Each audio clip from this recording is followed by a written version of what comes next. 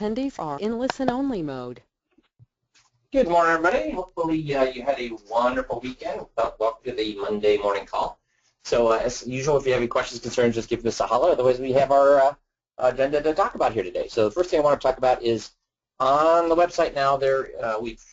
Under the implementation meeting, you're going to find this document. What is the fix for the perfect power of attorney? So I've had lots of guys ask me, well, what do I, who do I go to? What do I do? What do I tell the attorney on how to get this fixed? What are the things that I need to do? So let me ask you guys a question. If we go back to our attorney, is there a problem with taking this information back to our attorney or their attorney? So do we want to find an attorney who's going to fix all of our clients' powers of attorney? We're going to show them exactly how all this stuff works and the 9 things that are missing and all that kind of stuff. So do we want to go back to attorneys and do this? Let me see some answers to that. Got Brad saying no. Nope. Trevor saying nope. That's exactly right. Because if you do that, what have you just done? I mean, we use power of attorney for as a huge crowbar, as a leverage for lots of different things. You go back now. The attorneys we work with, are you the only financial advisor they work with, or do they? And that's a sad thing. Is that they work off our referrals. They never give us any back, and the reason they tell us they never give us any back is, well, all my clients come to me from financial advisors, so I don't want to really spoil, if I refer to you, then the other people quit referring to me. Well, guess what? Well, then you just, one thing you have accomplished is what? By telling me that. So when you go to the attorney and they say, well, I can't really refer to you because I've got other financial advisors referring to me. If I refer to you, you spoiled it for me. That would spoil it. I mean, what do you say? Well, one thing you have just done is what? Yeah, I agree with you, Trevor. So, then I'd say, well, you know what? I guess you're right. Well, I tell you, one advisor is not going to refer to you. And who's that? That's me.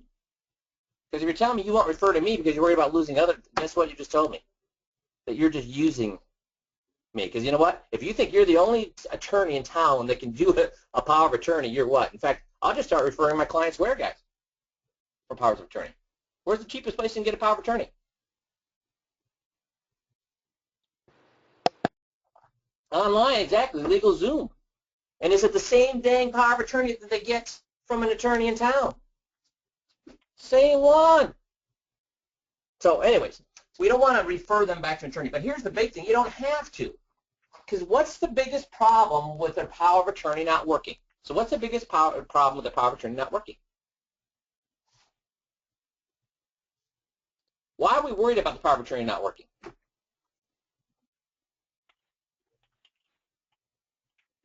I'm not getting it. Aha, Tony's got it. Trevor's access, can't get the money. Exactly, Rick's got it, Dino's got it, can't get the money. So if I've got the most perfect power of attorney in the world, does that help me? If I have the most perfect power of attorney in the world, will that help me? Nope, you're exactly right. Because it has nothing to do with the power of attorney. It has everything to do with what? The financial institution. Because the financial institution can look at a perfectly wonderful power of attorney and still say, we're not going to honor it. So the only way that you can make your power of attorney work has nothing to do with the power of attorney. It has to do with what? It has to do with the financial institutions. And that's what the manual on the website now is for you to do. And in the back, there's an addendum that you can give to the client with a bunch of questions. There's 5 questions they would call and ask each of the institutions, write down the name, time, and date that they said. How frequently do you need to update it for your institution? Do you need to require your own power of attorney? Will you allow the retitling of accounts? Will you allow the beneficiaries to be changed? Will you allow us to roll over qualified money? So you ask them those questions, date, time, and who you talk to. Now, here's the thing. The day after they call the institution and get this information, what could happen the day after? What could happen the day after? It could change, right? So anyways, this is going to tell you exactly how to fix it perfectly to a power of attorney. It has nothing to do with the power, or I'm sorry, it has nothing to do with the attorney. Does that make sense, everybody? Good. Now the other, it has all the directions inside of here.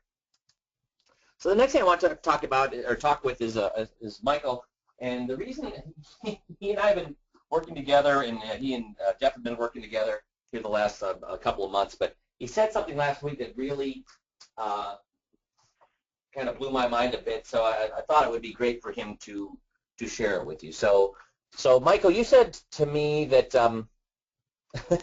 that how many people like me have told you their system's going to work right?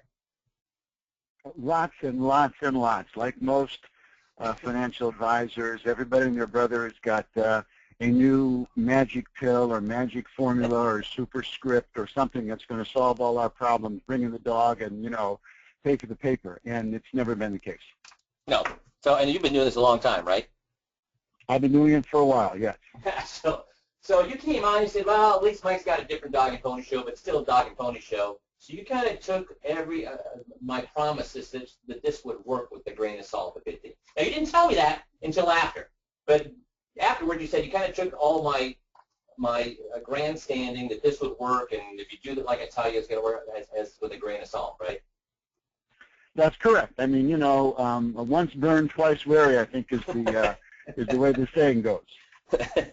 So then if you could tell what happened, what's your experience been the past couple of months with using the system? Well, I came on officially in November, I think is when I actually started, and maybe it was sometime after Thanksgiving that I got all the licenses, transferred in, and I started working on the 21-point checklist, and I got lucky in one respect, because the very first 21-point checklist I did with a Social Security seminar attendee, I literally read from the notes. I went point by point by point, and the guy said, you know what, you've got notes and all this. I said, yeah, I don't want to miss anything. And they were fine with that. But going through the 21-point checklist, I did not use the beneficiary verbiage because I didn't believe it, and we'll talk about that, in a minute. But I did use the power of attorney. I did use the fees in the other structures that we talk about. I did use back then, I didn't use the titling. I just used the power of attorney and the fee script, and those folks moved right at $700,000 with me. Okay, so that gave me that didn't ease my skepticism, but I thought, son of a bitch, this thing might actually work. And you and I have been talking back and forth, and I've been sending business your way, and I've sent you a lot of thanks, but I never used the beneficiary script because I didn't believe it. Yep. I did not believe that anyone would say, we got to replace our guy after walking them through the 21-point with the beneficiary guy. But I had a couple in my office that came from the Social Security seminar. He has been a client of Commerce Bank here in St. Louis for 28 years, all right? He and his wife were there, obviously, and we went through the steps, and I went through the beneficiary thing, and and this is what I told you. Every salesperson has been presented with lots of, like I said before, magic pills or magic scripts, or, if you do this and you hold your head this way and you wave your fingers in a certain direction, it's going to work. And it never works. But this worked. I was stunned. She said, we got to get rid of these people. That's exactly what she said, So what do you think we have to do? She said, we got to get rid of these people. I said, no, why do you think they're trying to do? Well, they're just trying to make money off me. I mean, that is exactly what she said. And I was stunned. I mean, I was literally stunned that beneficiary script that you have been preaching to me for a while, and everyone else, actually worked. So I have got 3 Social Security seminar appointments, first appointments this week that I'm going to use the beneficiary. I've been memorizing the beneficiary script, as you know. We've been talking back and forth. Yep. But I had to tell you that I never thought anyone would say what you said they would say until I did it in my office, and I was stunned. So thank you for that. Oh, I appreciate that, Michael. And the thing is, every single week I hear guys tell me this, that that the clients will actually say that SOB or whatever. And now, Michael, did you twist their arm, or did you walk them through it so she discovered it for herself? She discovered it for herself. I walked them through step by step by step. We went, You know, we asked the questions exactly the way we asked the questions, you know, and we just screwed our grandchildren. You know, so it was very educational, and you didn't pay me to say this because as I mentioned, I was skeptical, but I will no longer be skeptical. And I know it's not going to work every time, but I have to say, having seen it work once, the first time that I used it, made an enormous impression, and that's why I actually called you up and told you that, you know, because I wanted you to get some good feedback for a change, maybe. Well, I appreciate that very much, Michael. And guys, that's the very reason I still do what I do and love what I do, is to hear that epiphany. There's nothing bad. I mean, Michael made my day when he called up, because it works if you just do it. I mean, the sky is the limit if you do it the way I ask you to do it, because we've been doing it 50,000 times. I mean, we quit recording here for meetings 4 years ago. So it's worked over and over and over. If we just, Michael and I were talking that, you know, you just got to, if you're standing on the edge of the cliff, just shut your eyes, take the step, and use it, and it will work. So thanks, Michael. I appreciate that. So, and Michael put, well, and you, Michael, are a great example of what I'm about to show. Is you sat down and you said that every single night you practice this stuff. It's not like I did. Yeah, it's not like it just through osmosis into your brain. You are working at this every night. I spend at least an hour drilling on the scripts.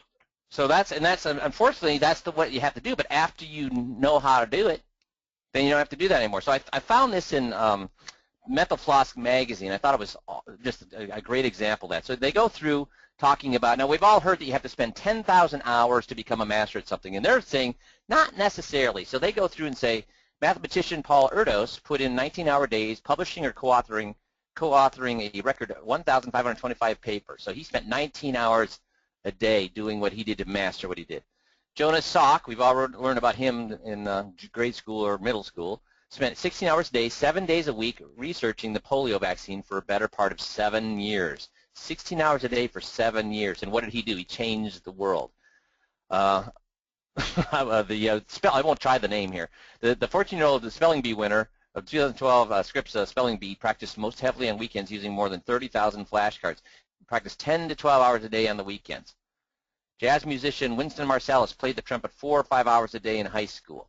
Nick Walenda spent 3 or 4 hours a day walking to 671 feet off the ground between before walking across the 671 feet between 600 feet off the ground between the Chicago skyscrapers in November 2014. So 3 or 4 hours a day. Piano virtuoso Glenn Gould practiced mentally believing he played best when he hadn't touched the instrument in a month. Slash of Guns N' Roses practiced 12 hours a day when he was a kid. Now that he knows that, and that's the great thing about the 5Q system, once you know it, guess what? You don't have to practice it anymore. You do need to focus on it, and that's why even the guys that are writing a huge business are still on these Mondays calls and Friday calls, because you can never stop focusing on it. But now that he knows it, he only does full practice at full rehearsals that mimic a real concert. Down here, Jerry Seinfeld. 27-year-old Jerry Seinfeld delivered his first comedy set on The Tonight Show in 1981. He practiced 200 times. And guys that have practiced the outside the box 30, 40 times, they get 100% appointment ratios at their events. If you practice the power of attorney, the titling, the beneficiary scripts 200 times, I guarantee you'll make as much money as you want to make next year. Eminem, even though he dropped out of high school, Eminem read the dictionary for hours every night to improve his rhyme skills. So guys, if you want to get good at something, it doesn't just happen. You have to what? But all these people, can we admit, all these people wanted success. All these people wanted success. So what'd they do? Whatever was necessary. Does that make sense, everybody? So now I've got a little riddle for you. You have a job offer with a choice of 2 annual salaries. $30,000 a year with a $1,000 raise every year, or $30,000 a year with a $300 raise every 6 months, so $600 a year raise. So which would you rather have? $30,000 a year with a $1,000 raise every year, or $30,000 with $300 raise every 6 months?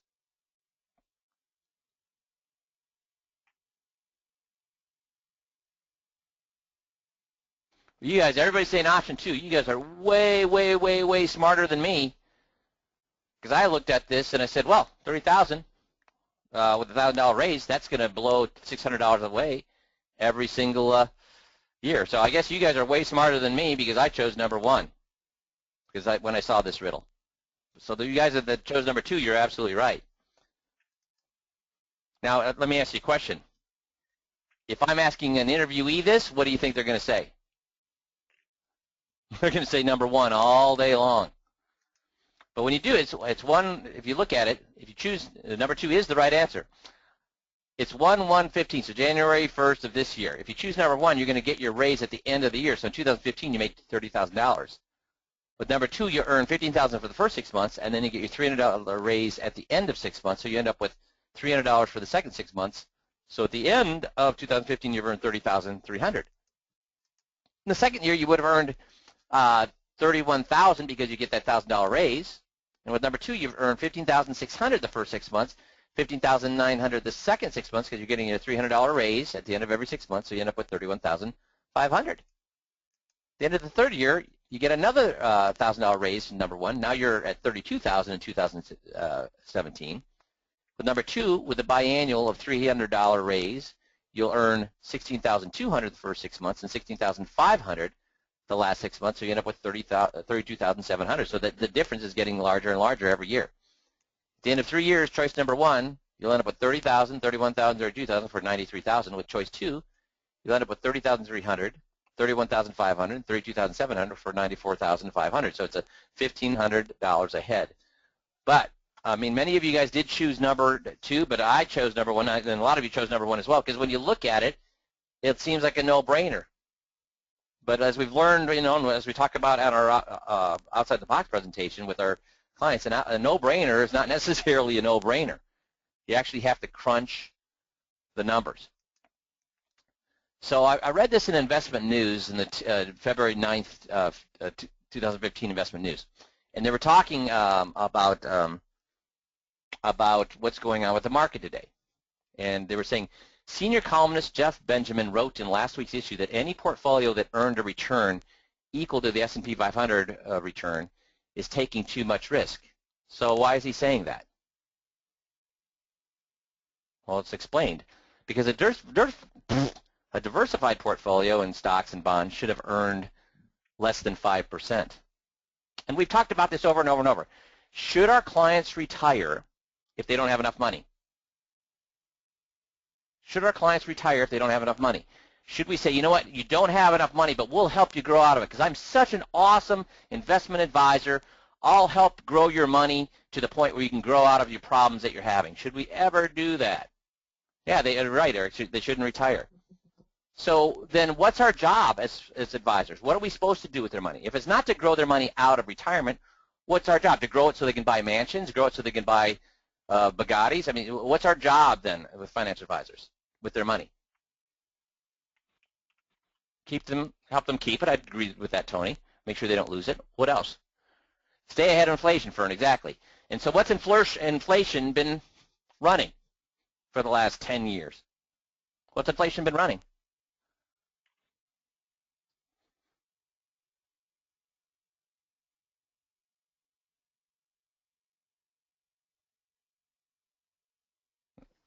So it's been about 2% is what it's run for the last 10 years. If you look at all, the only difference being healthcare. Healthcare has been through the roof, but everything else has been about 2%. 2%. So if we're at 5%, how much are we doing our job for our clients? If inflation's at 2%, are we doing our job? That and then some, right? But here's the thing.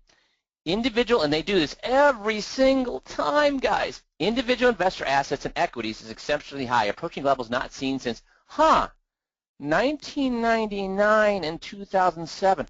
What do those two dates have in common?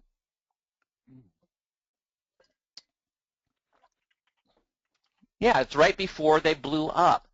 So what do I mean when I say this is what investors do over and over and over? They all rush into the market right before what? They all rush into the market right before the crash. So a lot of these people have been sitting on the sidelines since 2008, but they've seen the market go up and up and up, double-digit returns for the last 5 years, so they think, holy cow, I'm missing out on everything. No, you're right. You have missed out on everything. You're not missing out on everything. Missing out on everything means that what? You're currently missing out on something. No, that's in the past. You've already missed out on it. Getting in now is what? A death sentence. A death sentence. See, unfortunately, investors have increased their equity exposure as the stock market has reached. So understand what he's saying here. Unfortunately, investors have increased their equity exposure as the stock market has reached near record highs. Not before the stock market reached near record highs, but as the stock market has reached near record highs and produced double-digit returns for the last, or 5 of the last 6 years. So, you know, I was at a dinner party yesterday, or not yesterday, on Saturday night. And guess what? Every male in the room was discussing for about 2 hours. Guess what? Every male in the room was discussing for the last 2 hours. And this is a group that I meet with on a regular basis, and it's hilarious. I can tell what's happening with the market based on they're all talking about what? How great they did last year. They're talking about their investment clubs and what they're investing in and how great their stocks are. You know what's hilarious? Guess how much they talked about that in 2008, 2009, and 2010? At all of our parties, guess how much the stock market was? Exactly none. But now everybody's a what again? I mean, I'm listening to these guys. I'm the expert in the room, and guess how much I said? Nothing. But everybody else in the room who does everything except follow finances was what? An expert. It's crazy. Yeah, you're right, Dino. A monkey throwing a dart over the last 5 years or 6 years would have done wonderfully well.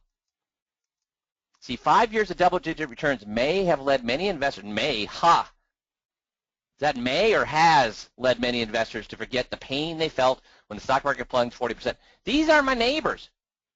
Guys, I saw their faces when the market was crumbling in 2008.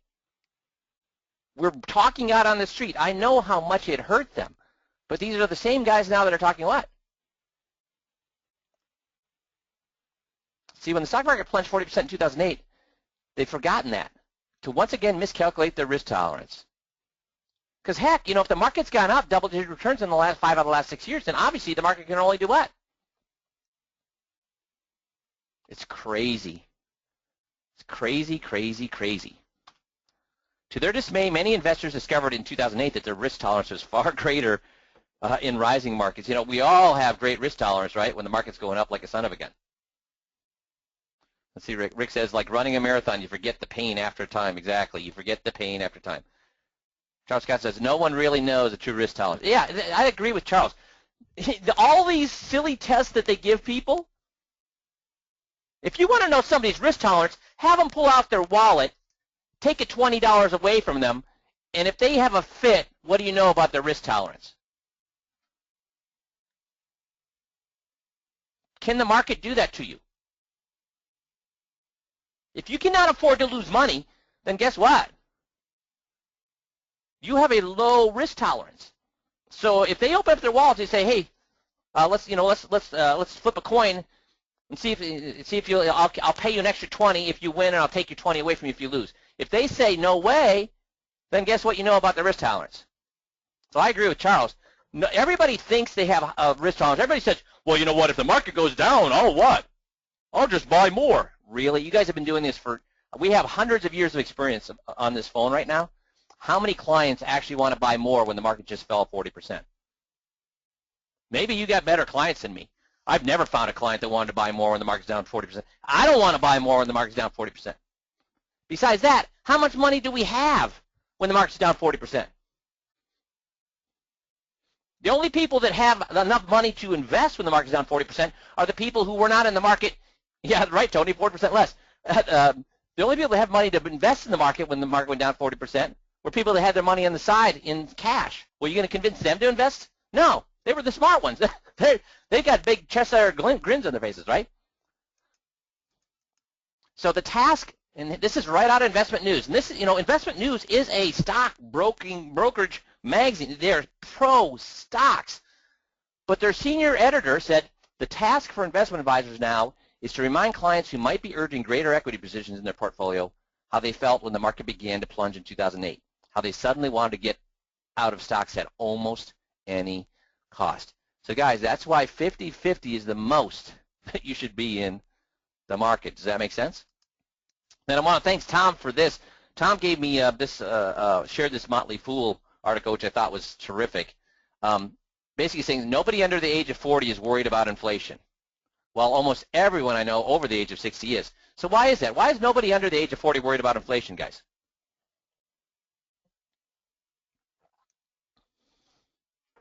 Well, they still work. I'd agree with that, Fern. Why else? Recently has been very tame, Barry, exactly. And why is almost everyone I know over the age of 60, why are they afraid of inflation? They lived through the 70s. So I think, that, again, this is from, again, thanks, Tom, for sharing this. This is from Motley Fool. Look at, it's showing gray is born in 1920, yellow is born in 30, blue is born in 40, green is born in 50, dark blue is 60, and whatever that is, brown is 70, and black or whatever is 1980. So basically, if you're born in 1970, so if we're looking at 1970 with this maroon, look at this. What did you see the market do during your age 13 to 29? What's important about age 13 to 29? If you think about it, this is a good indication why age 13 to 29 is so important. If you think about your favorite music, almost invariably 90% of everybody out there whose favorite music is going to be their music from age that they experience from 18 to 29. All right, Eric, your formative years. Age 13 to 29 is going to be your favorite music. It's how you form. I think Eric puts it in the perfectly. It's your formative years. So 13 to 29, the market was doing well. So guess what? Everybody born in the 70s are thinking about the market. Holy cow! Can do nothing but go up. Now, if you're born in 1950, so if we look at 50, that's the green. What are you thinking about the stock market? Because during your formative years, what did the stock market do? Nothing. But if you were born in the 70s, what did the market do during your formative years? Went nothing but up. So what's the importance of this, guys? What's the importance of this? And this is this is just quoting what they say in Motley Fool. They say, neither of these, if you were born in 1950, you think stocks are not a good place. If you were born in 1970, you think stocks are a great place because during your formative years, they increased 9 times. 9 times over. 900% over your teens and 20s. So they're saying, Motley Fool is saying, neither of these views is right. They're just half-baked observations of history. For a while, I assumed more experiences made us better prepared to deal with the future, but I'm no longer convinced that more experiences do that. Experiences in one era may leave you overly pessimistic and worse off in another. Many older investors wrongly assumed lofty 1970s-style inflation was right around the corner and invested accordingly, leading to terrible returns over the past decade. Many people who lived through the Great Depression were scared out of stocks for a lifetime, missing 80 years of some of the best returns the market's ever seen. So it's crazy. So this is the kind of thing that we have to deal with. Is experience necessarily a great thing? Oops. Is experience a great thing? You know, this whole thing about history teaches us, and we talked about this about 2 months ago, does history teach us, make sure that we don't make the same mistakes? No, because history is never what? The same. Because is history of any bent on what's going to happen tomorrow or the next month or the next year? No, because what's going to happen is what? Unpredictable. So what we could do, though, is we could time the market, right? We could time the market. So Hulbert Digest, I love Hulbert Digest. I mean, he's been doing this since 1991. He looks at all the money managers out there, and he accumulates and analyzes just immense amounts of data. So one of the things he wanted to show is, what about all these people who say they can get you out of the market before it goes down? Well, here's what he looked at. Consider the market performance from 2007 bear market peak. Okay? Arguably the worst possible time over the last decade to begin investing. Wouldn't this be the best possible period to showcase market timing? Why would that be the best possible showcase for market timing? For all these managers who say they're unbelievable market timers, why would looking at the performance from 2007 to current be the best possible? Yeah, because it started with a huge decline, Barry. So if they're fantastic market timers, they would have been able to miss all of that. So they would have been able to sell high and buy incredibly low. So what he's saying is this period, 2007 to current, if you want to look at market timing and be a great market timer, then you should really have crushed it. You should have been unbelievable during the last, since 2007. So what did he find out? Well, when he looked at the top newsletters, here's what he found. The top 10 since 2007, of the top 10, 2 of them were market timers. So let's look at the first one, medical technology stock letter. Okay, that was a timer. So what would you say the problem with this particular newsletter is and stock recommender is? Yeah, it's way speculative, Barry. If all of their stocks are in medical technology, when medical technology is doing great and when that plummets, it's going to what? Get killed. But look at, so this is a market timer, this is a market timer. Otherwise, all the rest were what? Buy good quality stocks and hold. So these were not market timing. These are buy good companies. Buy good companies. Oops. Buy good companies, buy good companies, buy good companies, buy good companies, buy good companies. So 20% of them were market timers. 80% were not market timers. They're buy and holds. So what's that tell you about market timing? I mean, if you can't do it during the best possible time, guess what? And what if they, remember here about 2 months ago when they caught, what was it? Something squared or something R squared. I can't remember. The money manager just got fined $30 million. F squared. Thank you, Tom. F squared. And what'd they do? They came up with this unbelievable money management, right? Unbelievable money management. Except what? What did they do? They went back and did what? They made the numbers. They cooked the books, right, Tom? They went back and invested as if they'd already knew what was going to happen. So of course, but did they tell their investors that, or did they say, "Hey, this is our current portfolio. This is how our current portfolio did during the 2008 crash"? Even though what they do, they cooked the books. They went back, and there was no money in those funds during 2008. They just said, "Hey, if we'd invested this way, look at what would have happened." Dudes, doesn't work that way. Yeah, quote unquote, back tested it, Charles, exactly. So why don't we go back? Why don't we do this then? Why don't we back test? Why don't we go back and choose the best money manager from the past? So again, this is from Holbert Digest 2. He went back and looked. So hypothetical portfolio that invested in last year's top performer since 1991. So what would you guess the average rate of return would be since 1991 if what we do is we go back and look at the top money manager for last year and then we invest in them for this year? So I go back and say, who was the top money manager in 2014? And that's the guy I'm going to invest in 2015. What do you think my rate of return would be? 6? 3.5? You guys are off. 5? Negative 18.2% a year, which means how much money would we have left then after if we've been investing since 1991? Wow. Should this surprise you guys?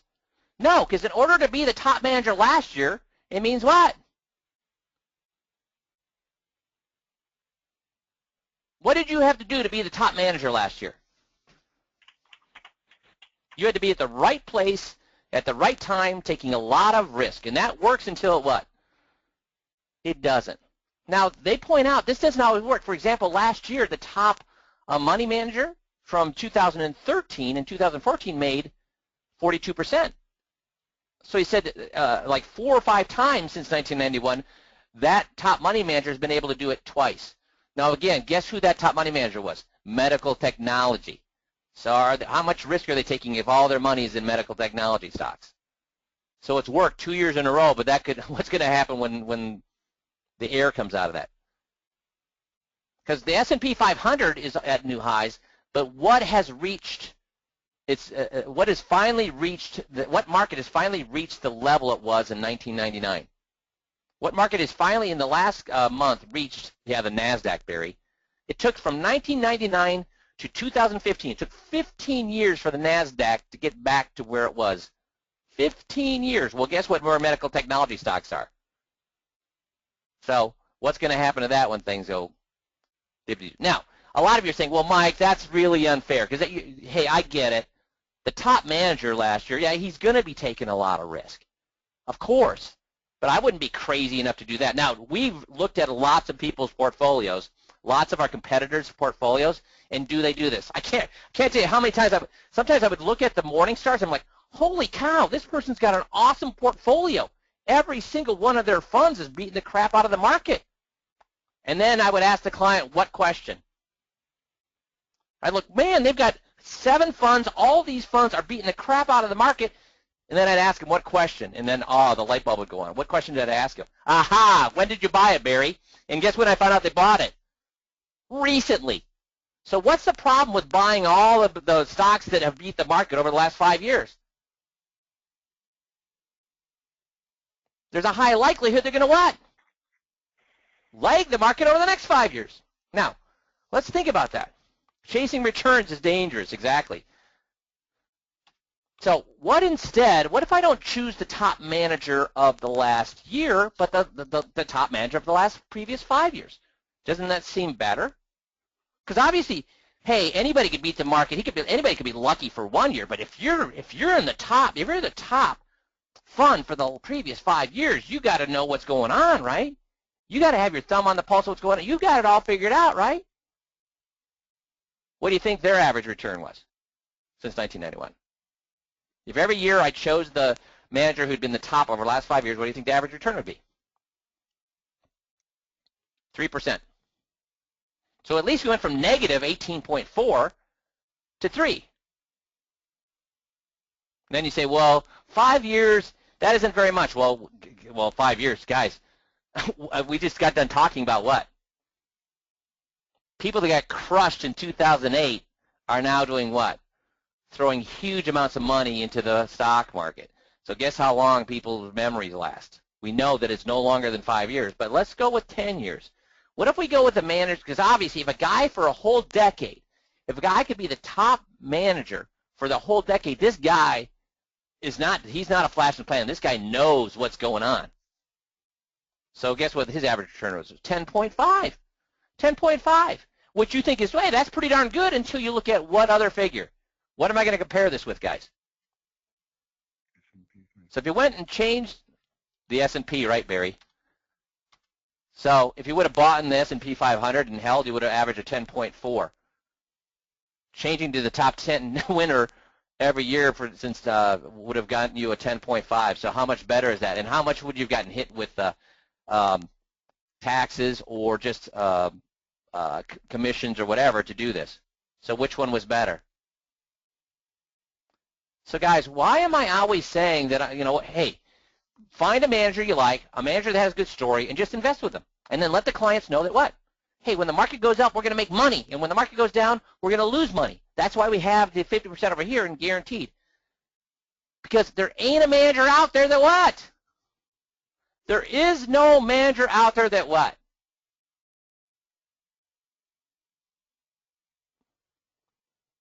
Beats the market, has it figured out, can see the future, right, Tony, right, Trevor, right, Bill? And anybody that, guys, here's how we know. Here's how we know there's no manager out there that has it. If there was a manager out there that had it figured out, can I ask you a question? Would he be working with you or any of your clients? I mean, look at these figures. If there was a manager that had it figured out, would he be working with you and your clients? No. How much would what would be his minimum investment?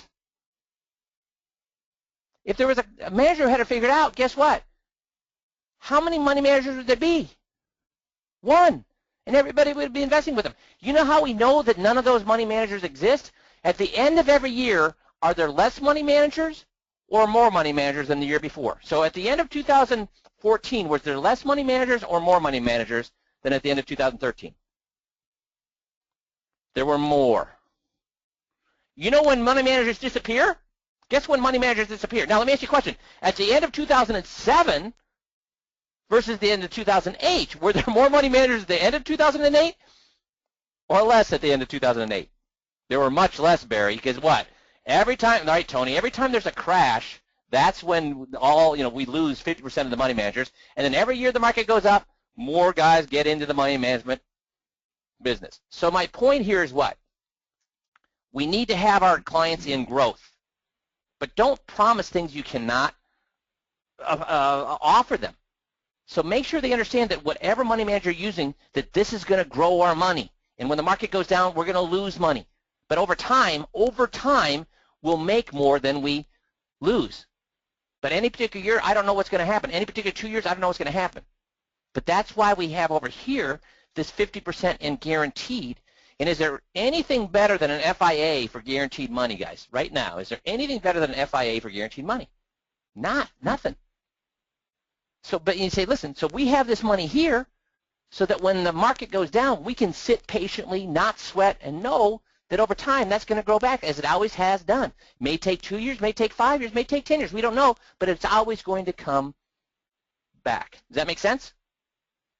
So I have money in stocks. I have 50% of my money in growth and 50% of my money in FIAs and IUL. So when the market goes down, I'm not worried about it.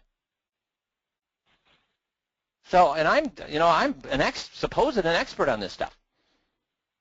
So please, please, please don't believe any money manager who tell you he's got to figure it out. These numbers should tell you what? What should these numbers that I've just shown you tell you? Ain't no money manager got it figured out. So find a money manager who has a good story. Let your clients know that when the market goes up, you're going to get good growth, and when the market goes down, you're going to lose money, because anybody that tells you that they can do anything different is a big fat what? And this I want to see a lot of answers to, because unless I hear the answers, I don't know if you're buying into it or not. Storyteller, dreamer, liar, exactly. So I've only got 10 people out of 60 telling me this, so there's a lot of it there. Now I'm getting, yeah, okay, now everybody's saying, yeah. Because nobody knows that. If they did, guess what? They certainly wouldn't, their minimum size ticket would be 10 million, 50 million, it'd be 100 million. That would be their minimum ticket size, and they'd get it. If they had it figured out, they'd get that kind of minimum client size, but nobody's got it figured out any more than another. Any year, one guy can get it more right than another. Any more year, one could get it more right than another. But over time, guess what? It all evens out. Super. So I appreciate you being on the call today, and thanks, Michael, for sharing that and sharing his success in closing his eyes, just jumping off the cliff, and just doing the script with the prospect the way we ask him to do it, and magically it works. So thanks, Michael. Thanks, everybody, for being on the call today, and hope you have a wonderful week, and we'll talk to you all on Friday. Thanks, everybody.